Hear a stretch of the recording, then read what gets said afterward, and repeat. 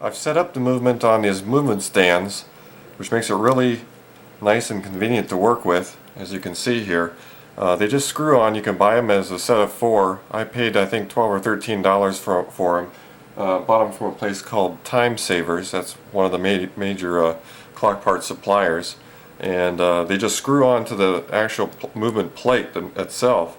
And you can see here where I've put little pieces of paper here. Actually, this is a thick paper. It's almost cardboard. It's from a business card that I've cut up into small pieces, because since these do screw on, as you can see, they screw on there, and the screw, as you tighten it onto the plate, can scratch or mar the plate. So to prevent that, I put the little paper on there to safeguard it.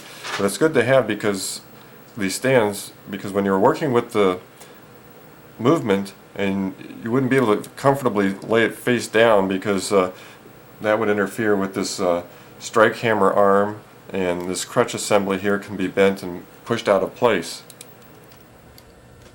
Here we have our clock test stand, and as you can see, the movement would fit in the middle here, and it is adjustable to accommodate different sizes of movements.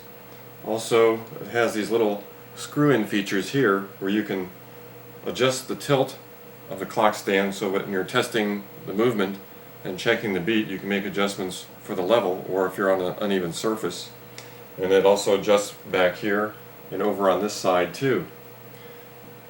These clock stands can be purchased, these test stands can be purchased at many of your clock supply houses for a very reasonable price. And there's versions that look similar to this, but this is the particular one that I have, and I like it very much. There's a groove that fits right in here, and then underneath here that will clamp onto your movement. Also, if that won't fit your movement, it's got these removable screws that you can actually, depending on where the screw holes are on your movement, you can actually screw it down onto the test stand. I'm going to go ahead and put the movement on the test stand. Take off these clamps.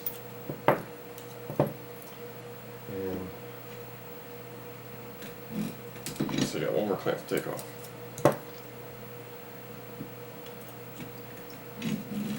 And this one happens to fit very well.